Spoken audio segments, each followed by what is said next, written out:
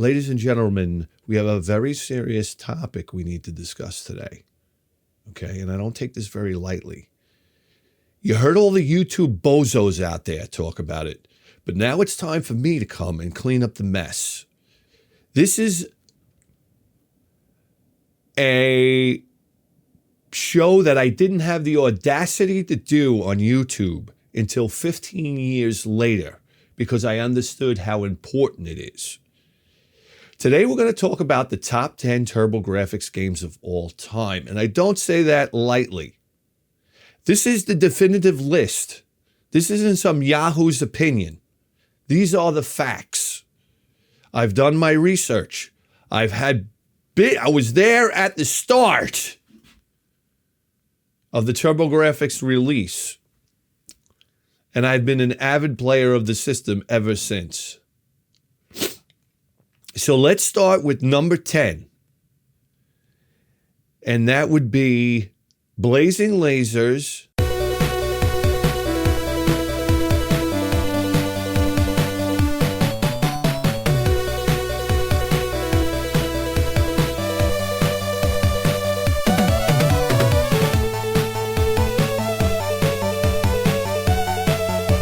Okay?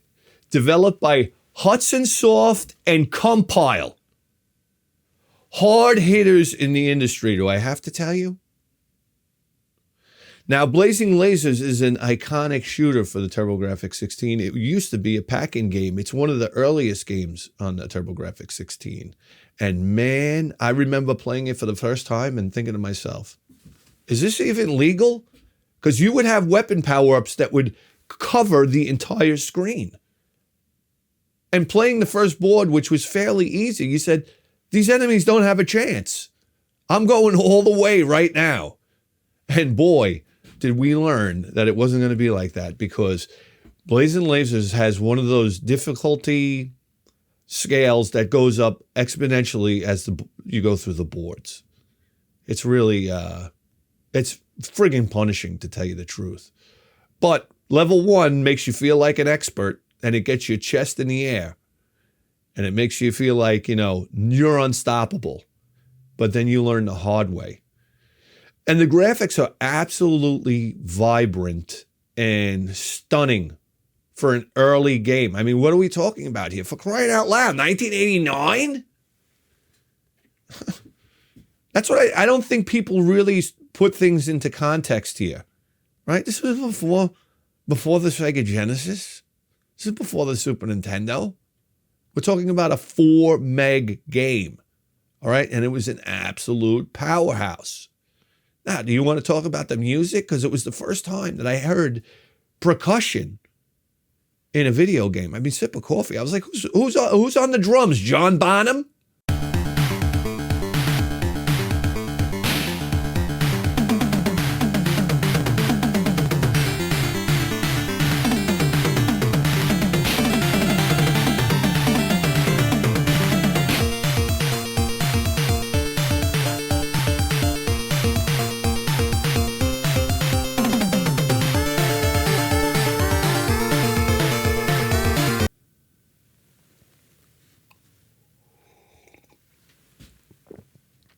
So yeah, absolutely astounding and an iconic TurboGrafx-16 game. The game just reeks TurboGrafx-16.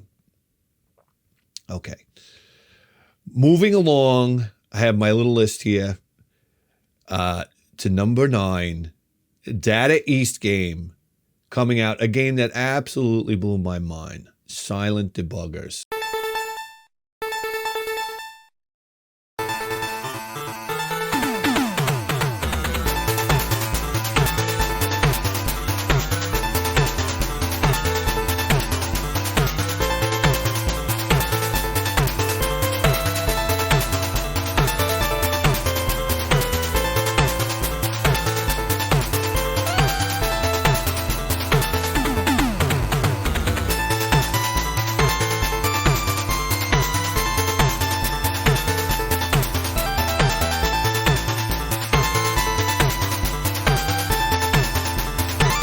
And this is one that never makes anybody's list, and it's absolutely criminal that it doesn't.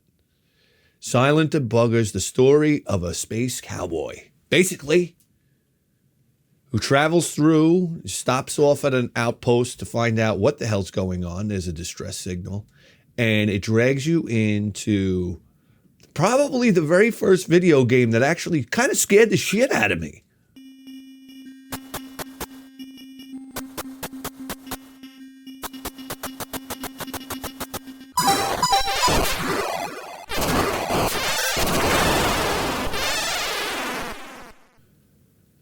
I never experienced this before. First-person perspective, traveling through tunnels, gunning down aliens, clearing levels on this space warehouse satellite type of thing, trying to get to the bottom of a story that had a wicked twist of an ending.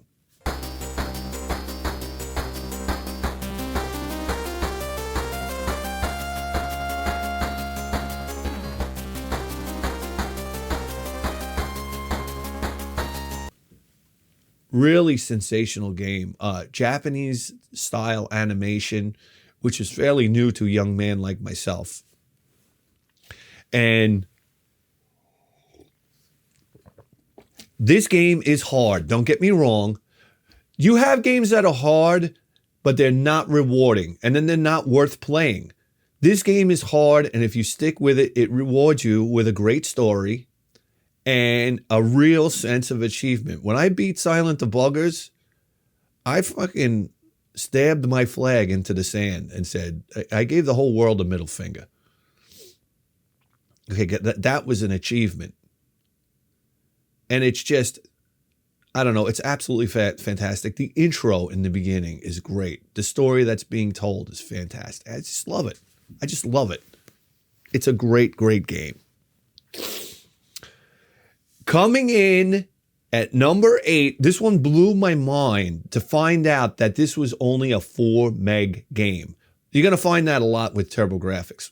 You know, TurboGrafx, most of the games were coming in at 4 meg.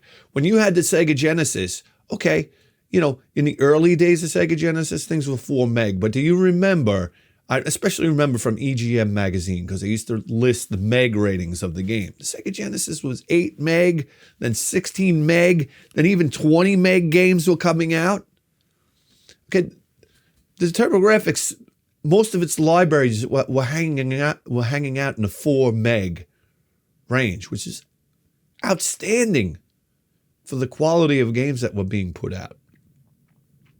So Air Zonk, over the top, beautifully animated shooter.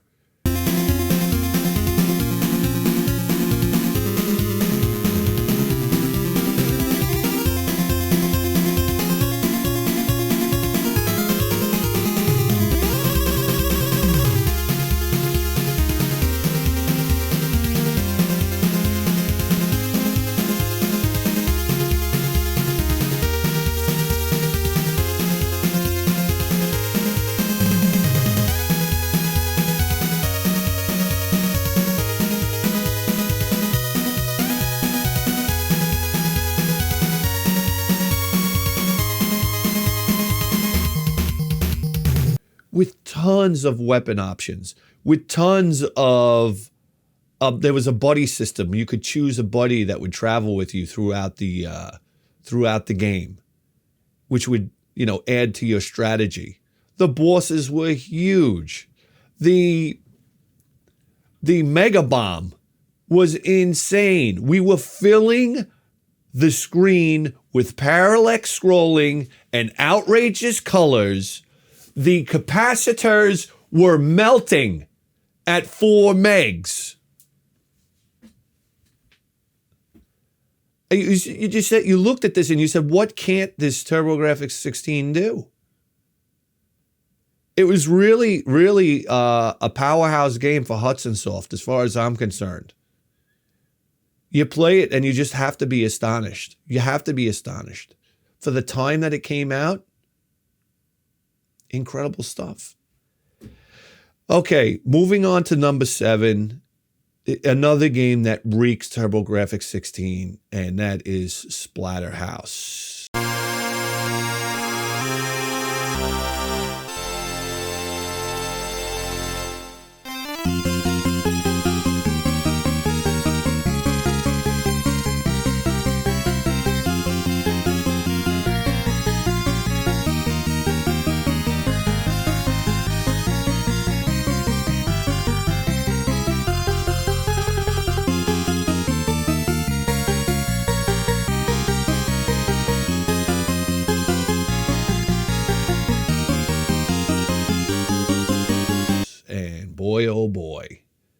we knew we weren't playing Nintendo anymore when you played Splatterhouse. You're basically, Jason Voorhees, let's face it. And the only thing that pisses me off about the American version of Splatterhouse compared to the Japanese had the white mask. In this one, they gave you a purple mask. It's like, okay, what am I, a dong? I don't know. That just bothered me. So here you are, you and your girlfriend, you run into this house to escape from a storm. And next thing you know, you got this mask on your face and you're hitting zombies with a freaking stick and they're exploding on the wall. There's zombies vomiting on the floor. There's leeches jumping around and leeching onto you. You have a shotgun and you're blasting, these entities in half. There's blobs crawling on the floor. Absolutely disgusting. Splatterhouse was like, give me it. As a kid, you're like, give me it. You played Castlevania. You're like, that's cool, like horror theme. This was like disgusting. And what an ample name, Splatterhouse. And I can remember a guy down the block from me, an older guy, had Splatterhouse. And he made the mistake while he was washing his car one day. We walked by and went, what did you guys get for Christmas and shit like this or whatever? Why would he be washing his car in December? I don't know how we struck up a conversation with this guy, okay? But anyway, he told us he had a TurboGrafx-16. We start talking about it. He says he had Splatterhouse. And we're like, oh man, Splatterhouse. And he's like, yeah, sure, if you guys want to borrow it one day. That was the mistake he made. Because I was at his door every day after that knocking. And I remember one time he came down with a towel on. He's like, I can't talk right now. He's probably up there banging his wife. I was like, Splatterhouse, I'm here for Splatterhouse. When I tell you, I annoyed this guy till he finally said, here, take the game, like aggravated with me already. And I remember I couldn't believe I had Splatterhouse and I didn't have to pay for it. And I ran home and I played it. Oh my God. And Splatterhouse had that, when you beat the boss, you thought you were done, and they would spring like one more, like when you beat all the leeches, and you thought you were done and everything was finished, one more leech would jump out at you.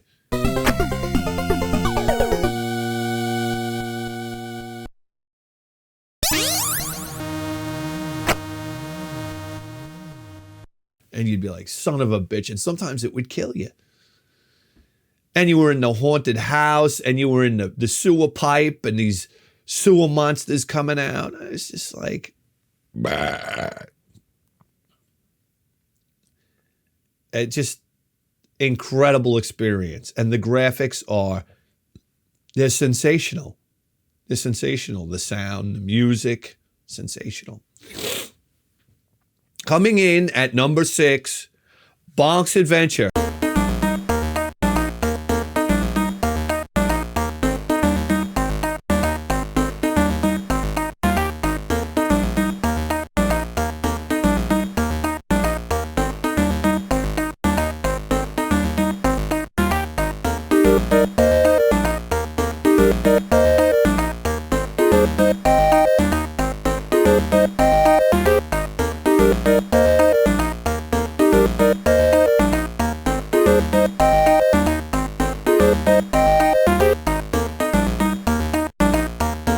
Hey, you want to take Bonk's Adventure and Bonk's Revenge and just crush them together and put them at number 6, that's fine. Okay?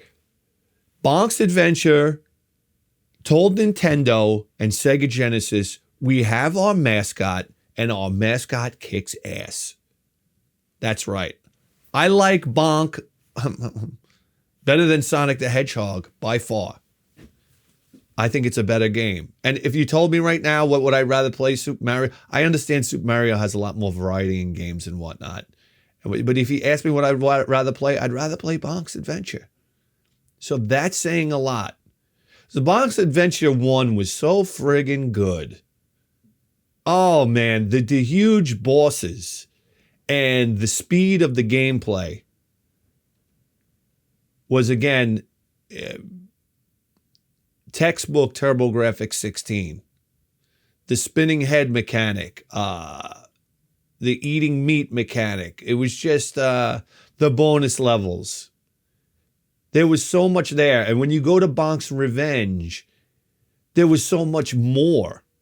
It was like refined. It was like double the game. And there was so much more to it. The thing that bothered me about Bonk's Revenge, though, is when he ate the meat, he got like a butt head.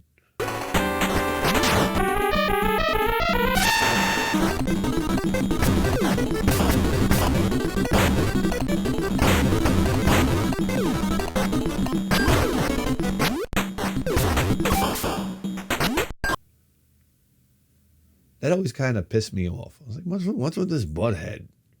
You know? But memorable, like enemies, the enemies was like well designed. Again, what are we talking? We were talking about Hudson Soft giving it all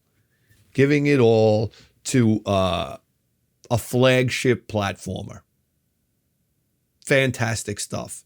And the music, that caveman type, like jungly type of music that carried through the theme of the game. And then ultimately, the last boss, King Drool, what a sight to behold. I mean, all the bosses.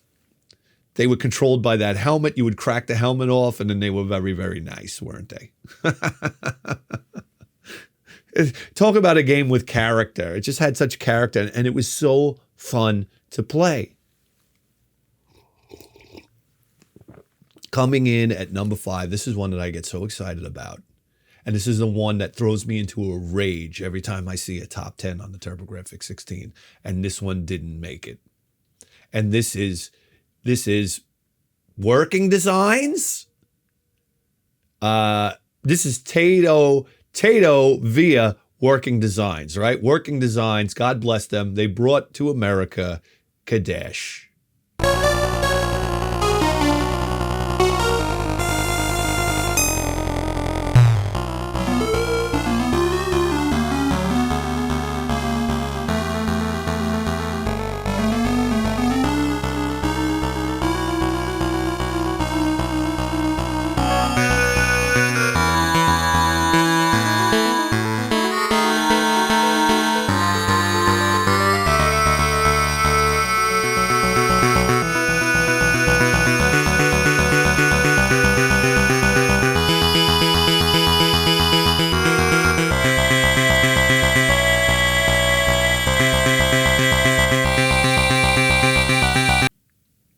Holy simoleons. This is an example, and there are very many examples on the TurboGrafx-16 where this game surpassed the arcade.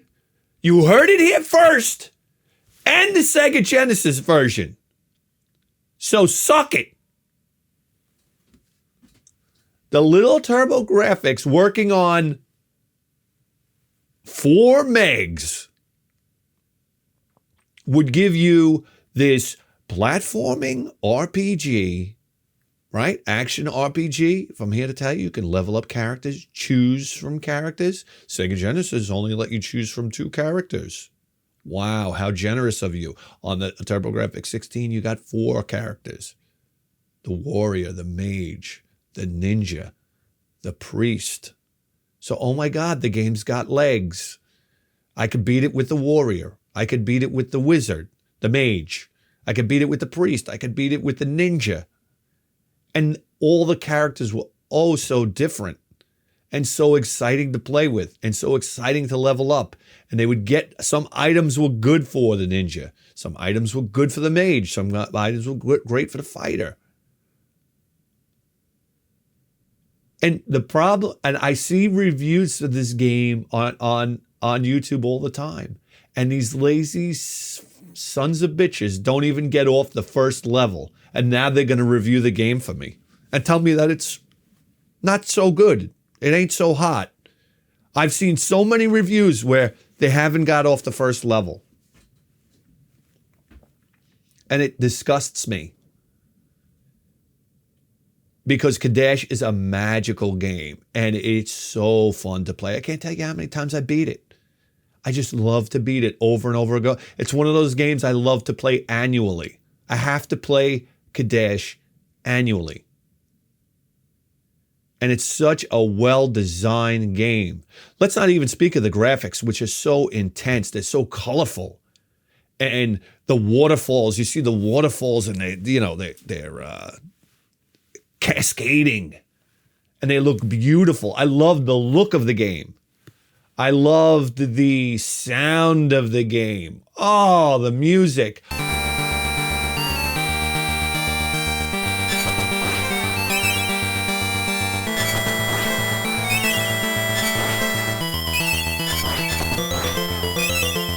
I'm telling you, the top 10 list that I'm giving you today, there's a thread that goes through all of them. And that is every single one of them has outrageous music. The music in Kadesh is so killer. You look forward to playing it because the graphics are so pleasing. The music is so pleasing. And the gameplay and the game are just so amazing. And the different levels. And then you would get to these zombies that go underground into this like lava land and fight this big, barrel-chested demon. And then you would go to the castle at the end to fight the dragon. And man, oh man. Just get past the first level. Okay? My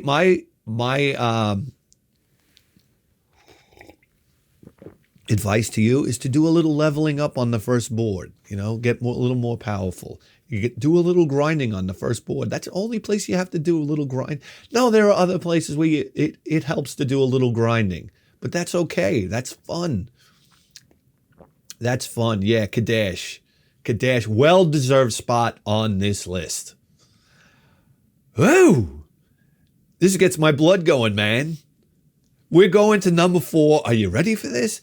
Data East. All right, call your friends because we're coming in at 8 meg. We're not playing around. It's one of the greatest running guns of all time. I don't care. Come to my house. I will fight you on my front lawn. It's Bloody Wolf.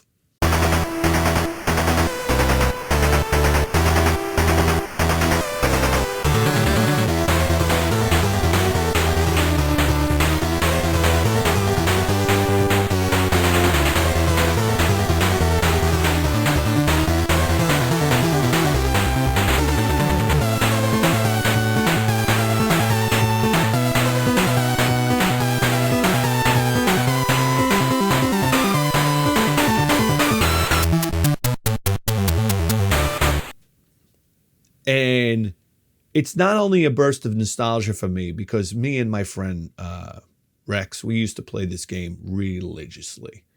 And when you were kids, you would go out, in the neighborhood, you would play Army and whatnot. So this is like the game you were looking for. This was like a real Army run and gun game. You're like this guy, you're out to save the president. You get captured. There's 2 characters in the game, Snake and what the fuck was the other guy's name? How do I not remember his name? Billy Badass. Anyhow, you're out to save the president. You get kidnapped and you have to use the other character. Like, so interesting.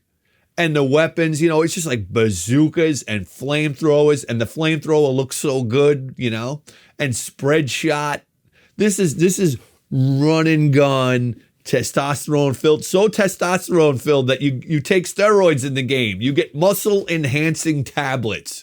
What are we talking about? D-ball? Yeah. Rescuing prisoners, riding motorcycles, gunning down helicopters. It has to have that.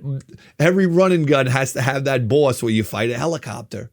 And then you would have the horizontal views, vertical views, blowing up barrels, full of gasoline.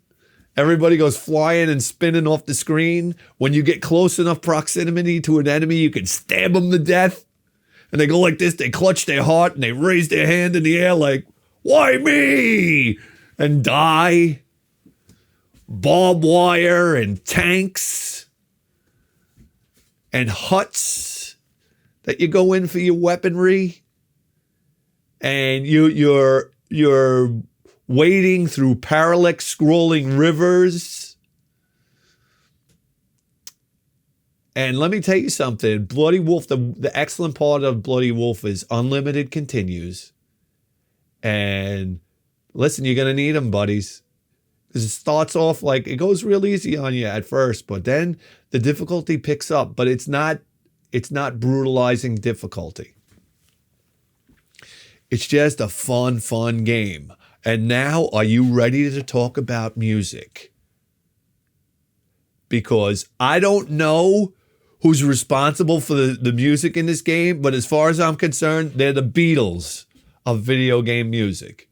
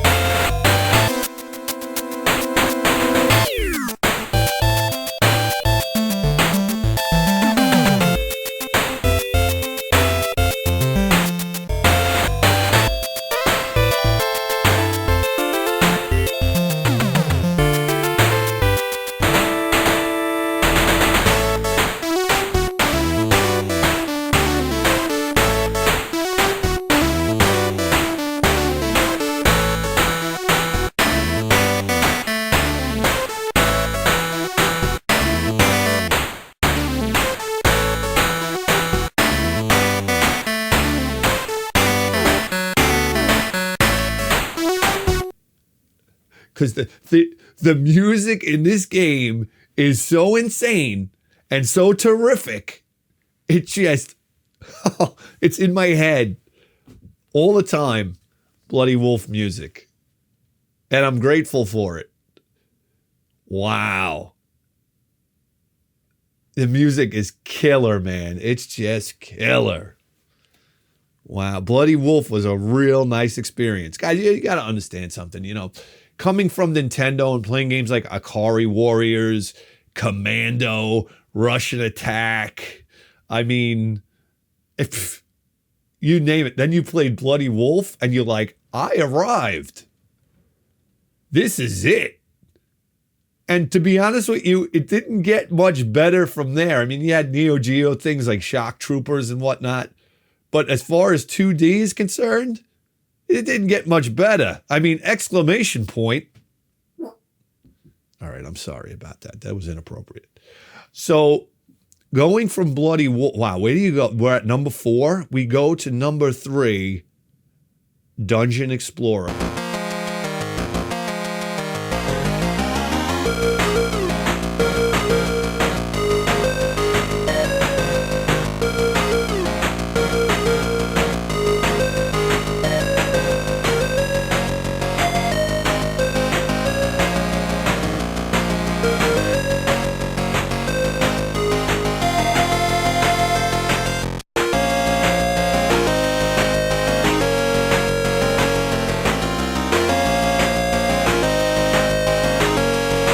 And a lot of people will be surprised by that placement from me because, you know, Dungeon Explorer is one of my favorite games of all time. So just give you an idea how difficult it was to compile this list.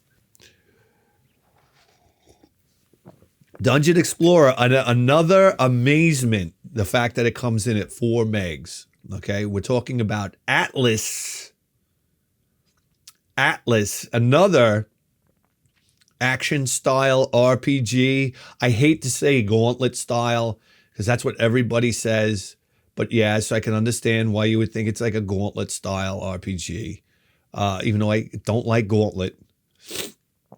But Dungeon Explorer, I don't even know if you need to hear me talk about it again, but I will. Because it's a fantastic game. And just the idea that you could choose from so many different characters meant extended gameplay. I mean, guys, if I could tell you the hours, I wish I knew the hours that I put into Dungeon Explorer, and I got so proficient at beating it. And I loved it. I loved the story. I loved everything about it, playing it with all the different characters. I could beat Dungeon Explorer with the Bard. Okay? The Bard was basically useless.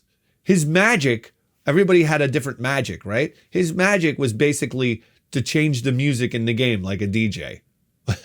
That's how useless he was. He wasn't powerful, but hell if I didn't beat the game with the Bard. And it even gave you unlockable characters like the princess. So it was just, you give me Dungeon Explorer and you give me summertime as a kid and you give me a smile on my face because it was just hours and hours of enjoyable gameplay. Oh, P.S., something that I never mentioned, you could play it with 4 different players. Get your friends. I didn't have any friends, so what are you going to do? No, me and my friend George used to play Dungeon Explorer together, and that only added to the fun. But to be honest with you, my friends weren't that good, so they would kind of drag the game down. They would die, and then they would steal lives from you. You'd have to make an agreement at the beginning of the game. Don't steal lives from me, or I'll let you know if you could steal lives from me. But if I remember correctly, me and George probably did beat the game together. And if you got 4 people that were dialed in, oh man, you were killing it. You were killing it. What fun. What fun.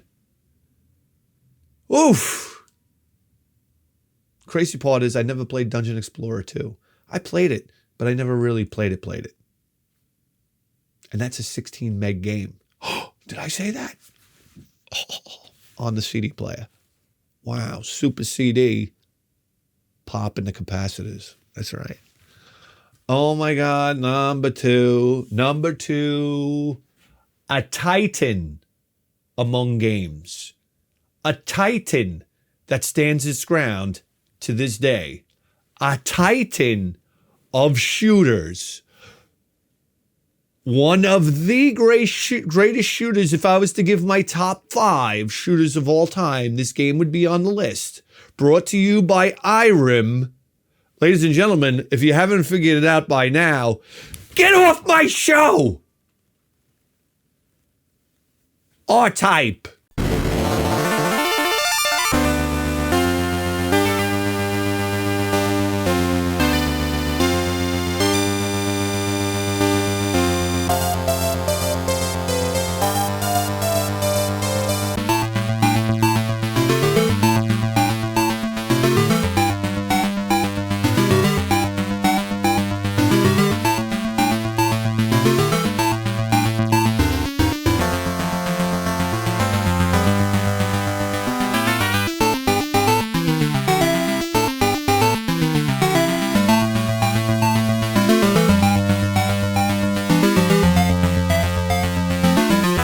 Baby.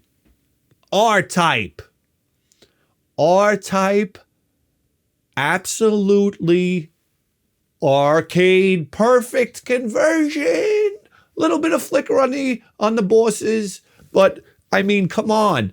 Coming in Japan on the PC Engine, you had to buy 2 games. R-Type 1 and R-Type 2 to get the full game. That's right, because it was 4 megs and 4 megs. When they brought it to the TurboGrafx-16 in America, they brought it out at 8 megs. And can you believe it? Early title on the TurboGrafx-16. R-Type, I'm at a loss for words. I'm just going to stand here silent.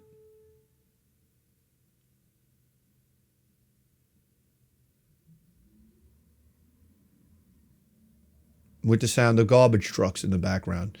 No, guys, R-Type is sensational. I don't even know where to start. I mean, it's just world-class shooters, world-class old-school shooters. They don't make them like this anymore. I don't know what it is. It's like they lost the formula. It's like when we went to the moon. Now we can't go back to the moon because we lost all the telemetry data. We lost all the all the information, right? Isn't that what they're saying now? Because that's not important, right? If you're working down at NASA and you're cleaning out the old archive vault, they're like, hey, let me clean up around here. Hold on. What is this? Oh, moon telemetry data. Let me just throw that in the trash compactor. Stop the nonsense. How come we can't make shooters like this anymore? Come on, guys at IRAM. Get the old team back together. Somebody fund this. If I was a billionaire, I would fund this. Get the old guys. I don't care if you got to dig them out of the grave and clone them. We'll do it. We'll do it on a boat somewhere so we can use maritime laws and clone these bastards. Bring them back and we'll go. I want R-Type again. That's the name of the game. R-Type again. It's so beautiful. And what did it introduce to you? So many fascinating mechanics. The option. Was there options before R-Type? I don't know. The lightning attack, right? Was that what it's called? The lightning attack that would bounce all over the board? I mean, the colorful ring of death. What do you call these weapons?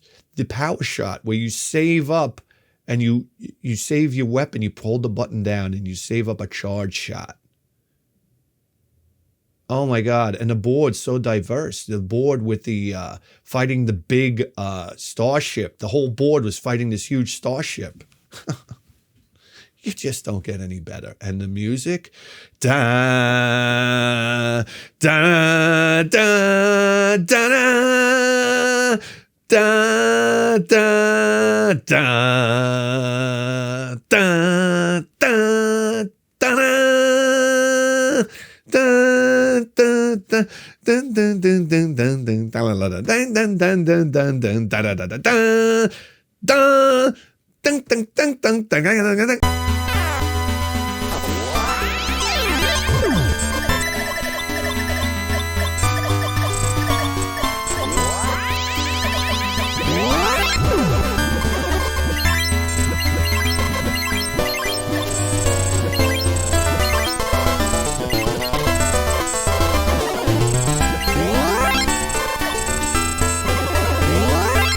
It's just powerful music.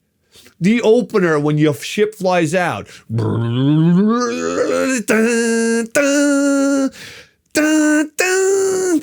I mean, the music, I don't know what to tell you. I played R-Type in the arcade, and when I played it for the TurboGrafx-16, it floored me. And what a shame to pair that game with that cover art. That's one of the greatest crimes against humanity. To have a game like that with cover art like that. But that's a solid second place on the TurboGrafx-16. And it is one of the games for the TurboGrafx-16 that said, come get some. You want some of this? Come get some of this. Yes, that's right. Should have been a pack-in game. Though I got to tell you right now, should have been a pack-in game. TurboGrafx, that's what the problem that they had. Their pack-in games were, like Keith Carriage, we all love it. All right? Don't get me wrong. Blazing Laces, you stepped it up. Bonk, you stepped it up. The real pack-in game was when they hit you with the Turbo Duo, but by that time it was too late. The Turbo Duo gave you Gate of Thunder, Bonk's Adventure, Bomberman, hidden game. Geez, why can't I even remember now? Bonk's Adventure, and Ease Book 1 and 2. Da da da. I mean, woo! That's what happened to me, buddies, when I got it. Anyway, coming in at number 1, I have to hand it to this game, Hudson Soft. Now imagine the number 1 game on the top 10 TurboGrafx-16 list is coming in at 4 megs. Wrap your mind around that. Okay? They were working with, I don't know, the electronic equivalent of rubbing 2 pennies together here on this one. And they brought you this game, Soldier Blade.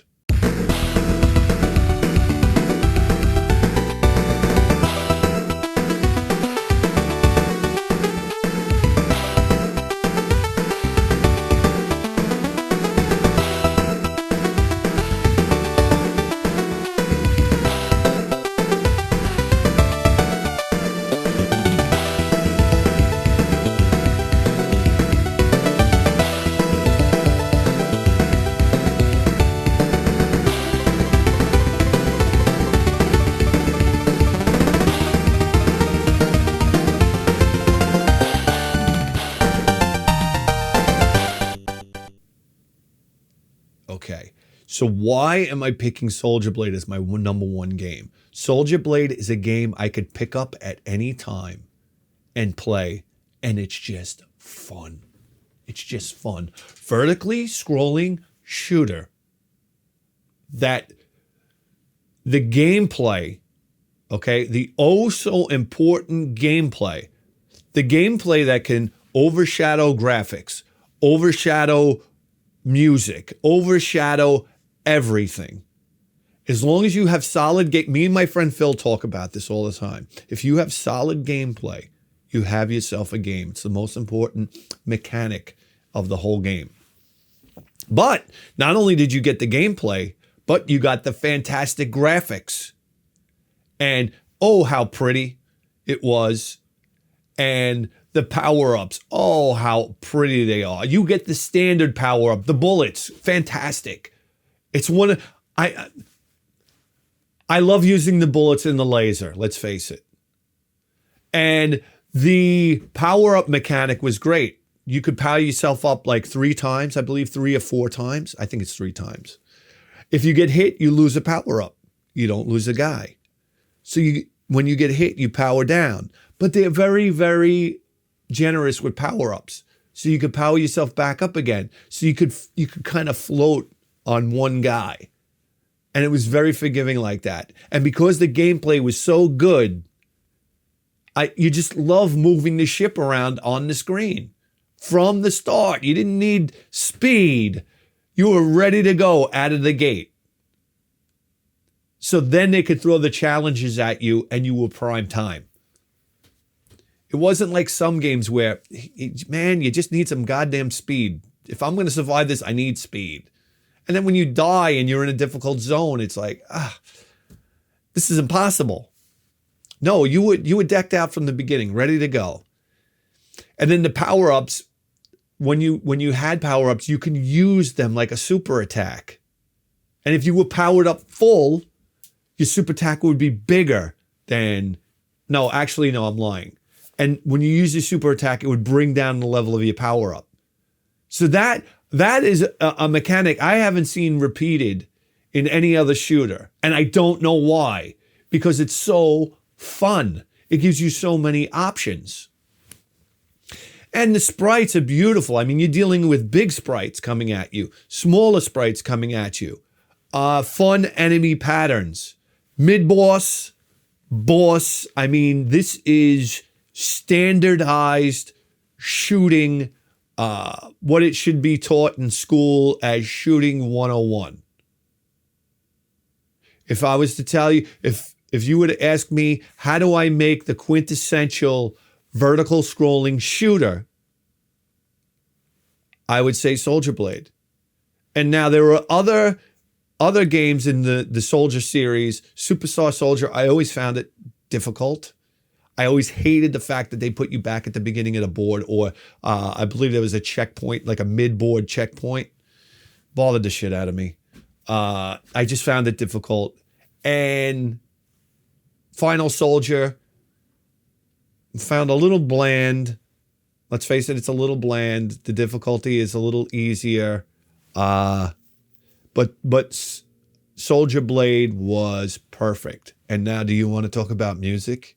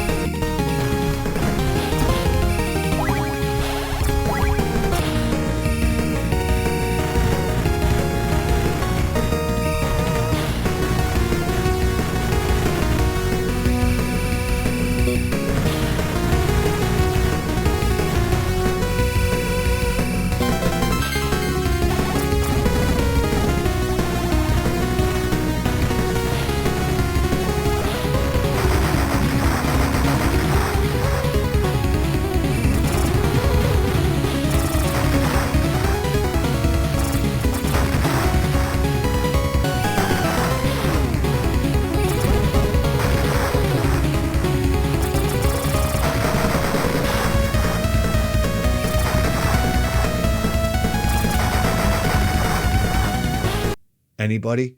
This is music that gets the blood going. It's high energy. It's fantastic. It was fantastic. One of the most fun shooters I've ever played. Beating it was a task, but it wasn't out of the realm of possibility. Beating R-Type, me and my friend Phil, we recorded it on VHS because it was something to record. Because if you beat R-Type, you go down in the annals of history. That's all there is to it. So me and Phil, we went down in the annals of history. It's recorded on videotape somewhere out there in the ether. One day it'll turn up, okay? And as far as I'm concerned, that is enough to make you eligible for President of the United States. At least jet fighter pilot. I want to go to jet fighter pilot school and say, hey, son of a bitch, I beat Nexer, I beat R-Type, I beat Life Force on one guy. Put me in a jet. How do you turn this thing on?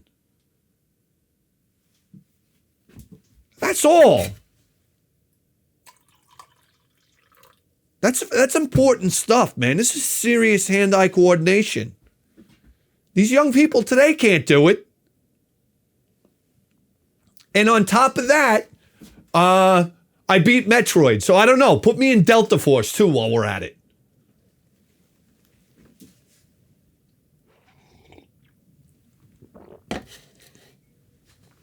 So there we go, guys. That's my top 10 TurboGrafx games of all time. And that's it. That's the list. And I really had fun doing this one because the TurboGrafx-16 is such a special console to me. I love it so much. Thanks, guys. We'll see you next time. And guys, have a look below. We have the BitHead 1000 t-shirts. I call this the 8-bit fit. Okay? Because you need a t-shirt in the middle of January. No, I'm kidding. We have sweatshirts, everything. I don't know, coffee mugs, shirts for your dog, condoms, whatever you need. Just look below, okay, guys? And also, join Patreon, okay? Because we got over 120 shows there. Let me cover the microphone. And we have the Advices program and the You're the Boss program where you tell me what games you want to play. And it is an extreme amount of fun. More fun than most people can handle. Anyhow, guys, thank you for the support. We'll see you next time.